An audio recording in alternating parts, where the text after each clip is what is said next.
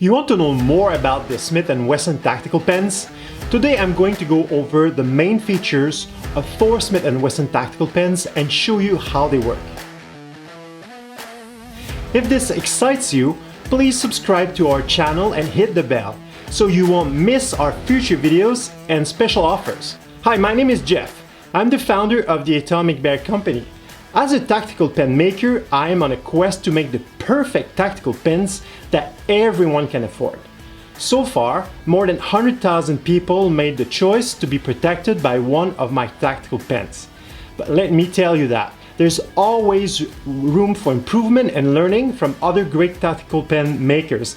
This is my day-to-day job, and it's what me and my team do day in and day out. So stick with me as I share my analysis of the Smith & Wesson tactical pens as I compared some of their characteristics to my own Atomic Bear tactical pens. If you watch till the end, I will also give you an opportunity to join a free online tactical pen self-defense course. Let's have a look at the 4 Smith & Wesson tactical pens. I have the original Smith & Wesson tactical pen, the M&P second generation, the Tactical Stylus, and the Delta Force PL. I group them in 3 utility categories: the pens, the stylus, and the multi-tool flashlight. These 3 groups have their pendant in our line of products: the SWAT pen, the Defender pen, and the MTP6 pen that has a flashlight and other tools too. We will check 5 aspects of these tactical pens. Number 1, is the pen a good everyday carry? Number 2, I'll share 2 experiments where I study the penetration power of the business end of each of the tactical pens. Number 3, are they good writing utensils? 4, how good is the pen for self-defense? And 5, which of these pens are TSA approved and can pass TSA? Okay, let's get started. First, is this pen good for EDC?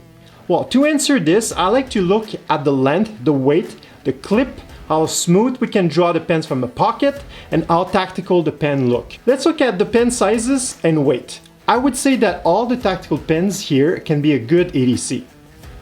Some of you may prefer small and light pen, others like heavier and meatier ones. The shortest and lightest pens are the stylus. The Smith & Wesson stylus measures 14 centimeters and weighs 30 grams. To give you a better idea of what that looks like, here's me showing a comparison of the pens to the equivalent weight of change that you would carry in your pocket. And the dimensions are compared to an iPhone 7 here.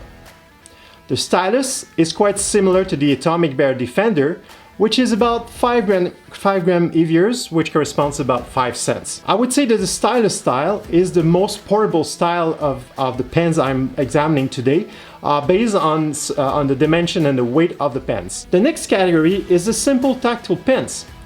Simple because they basically write and defend. They have either glass breaker or a business end.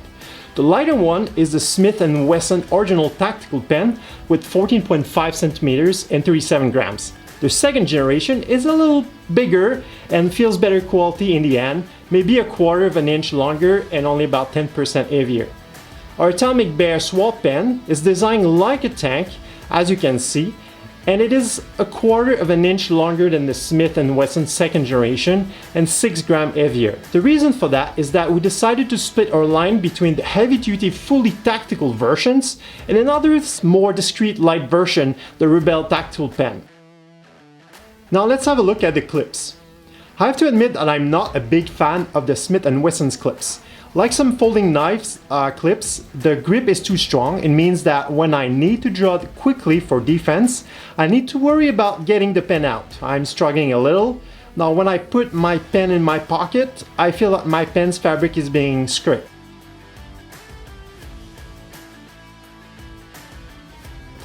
Add to this that the clips would not work as well on a double nylon layer belt like your tactical belt because they are too low profile. There's not enough space between the pen and the clip. When we design our clips, we make sure that the pen slides in and out smoothly from the pocket. This is really important when the split second matters and you need to draw your pen. I like a high position clip so that the pen does not stand too high in my pocket and stays low profile. Comparing all the pens, the Atomic Bear Defender and SWAT pen have the lowest profiles, followed by the Smith & Wesson Delta Force and with flashlight, the Smith & Wesson Tactical, and lastly the Smith & Wesson second generation. The Atomic Bear MTP6 and Smith & Wesson with stylus are the ones showing up the most out of the pocket. In my opinion, the worst clip of all is on the Delta Force. It is short, offers a lot of resistance to clip on the pocket. One little detail about the Delta Force is the slight hole here that allows you to put on a key ring or a little chain to carry additional tools. This is a nice little touch. Lastly, I think that all these pens scream tactical. The Smith & Wesson logo printed on all the clips but the Delta Force gives away the purpose. In my opinion, the stylus styles are a little more discreet. If this is really something that bothers you, the Atomic Bear Rebel pen might be a better solution for you. Now let's move to the second step in my analysis, how much damage these pens can make on a target. For this I set up two quick tests. First, I cut 13 pieces of cardboard and tightly taped them together. I used each pen and gave it my best shot to go through the pack. I did my best to apply the same velocity and had the strongest grip I could on each of the shot. Of course, this is not a perfect standardized test, but it gives an idea of the damage the business end can inflict.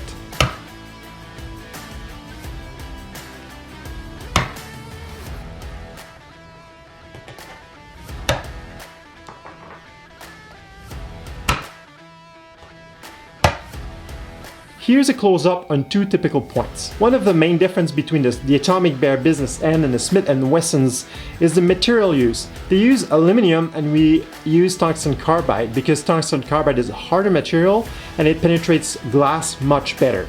If you're not as strong, basically, you may want to look into different type of glass breaker, or at least try the Smith & Wesson or the pen that you buy and make sure that you can actually use it, maybe not on your car windows. If you watch our tactical pen glass breaker video, you can see clearly that the action as my friend used our pens to break multiple car windows. Coming back to our test results here, it is not interesting to note that the pens in one category have similar performances. The stylus pens are shorter and went through 6 and 7 cardboard layers. The simple tactical pens have similar performances as well, with about 9 layers of cardboard with a hole. The pens with a flashlight, the Delta Force and the MTP6 also had a similar performance. The Smith & Wesson Delta Force almost reached the floor. I was a bit worried on that one. 11 and 12 layers had a hole. And remember, there's only 13 layers in my test. This test checks the penetration through soft material. But what about the ability to penetrate harder surfaces like clothes and even skins or bones? I'm using issue 47 of the Recoil magazine.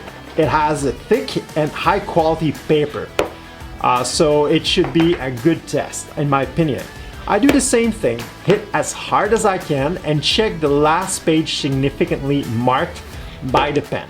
I went through all the pens. I found one big surprise. The Delta Force did very poorly. This is because the business end is not sharp and rather flat, as you can see on the close-up here. The winner is the Smith & Wesson original tactical pen, followed closely by the SWAT pen. I have to admit that I would not want to be hit by any of these pens. One of the reasons I believe the top two pens did very well is the grip. You feel confident and apply all the force you have and the pen does not want to slip out of your hands. The big surprise for me is the Smith & Wesson original. It made a deep hole into the magazine. Think about it, this magazine is pretty thick and it just shows, in my opinion, that all these pens can penetrate hard material. I did not verify the ability of the Smith & Wesson to go through car windows, but I want to share some footage we film with our pens. Hitting the corner of a window, which is very important, fully shatters it without applying much force. Same thing for the back window. We want to know that these pens can make significant damage if used properly. It is worth practicing on dummies to get to a high velocity hit as we show in our online course. Do you think these tests are relevant? What tests would you have done instead? Write your answers in the comments below. Did you know how badass a pen like this could be? Third aspect, how does the pen works? In their classic tactical pens, Smith & Wesson have opted for a screw cap. The first generation allows you to slide the cap on the back of the pen. The retention is not amazing, but in my opinion, this is quite functional when writing it, and it speeds up the process of opening and closing the pen. The second generation has a small O-ring that secures the pen cap, so you won't lose it. The cap of the Smith & Wesson second generation does screw on the back of the pen as well. In my opinion, it makes opening the pen a little too slow, but it secures the cap on both ways. On the flip side, you can carry your pen open, which is potentially handy when you have to go through security, where you can screw the cap of the pen over the business end. I like to think of the grocery list pen test. Basically, if you're shopping with your grocery list, can you use this pen to make the purchase item, to mark the purchase item, or do you get annoyed by frequently opening and closing the pen? The swap pen from the same category of pens has a pressure cap. You click it open, click the cap on the back of the pen. In my opinion, this is a mechanism faster than what Smith & Wesson offers. It all depends on what you like. Do you prefer clip or do you prefer screw cap? The Smith & Wesson stylus, like the second generation, has an O-ring and its stylus cap screws on the back of the pen. And finally, the Delta Force is a twist pen, a fast way to open and close your pen. I find it a little surprising though that if you twist it a little too far, there is no resistance and the pen comes undone. The Atomic Bear Defender has a screw cap that clicks on the back.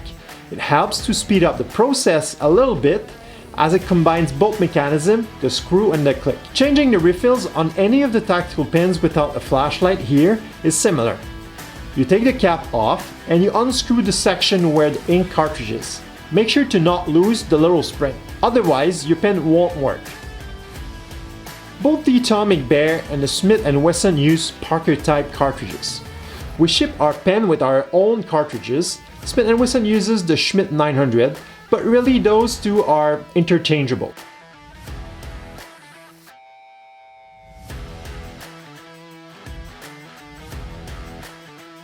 You can also use Fisher Space or Ride in the Rain refills that some people prefer. They're more expensive, but they're great refills.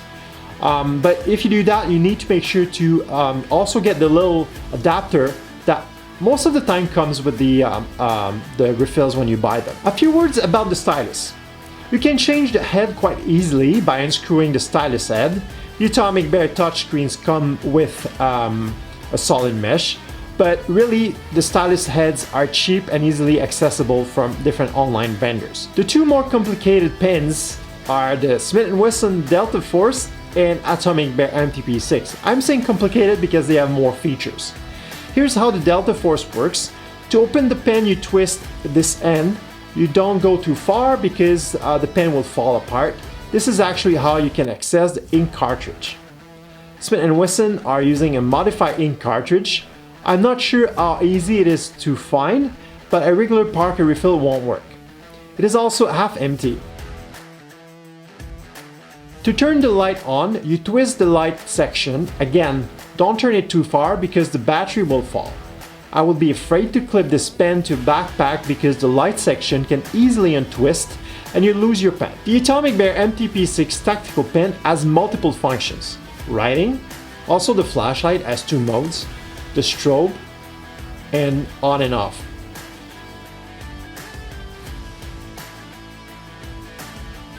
If you unscrew the glass breaker end, you find a multi-tool that can be replaced with a knife or a fire starter or whistle depending on your specific mission of the day or specific need of the day.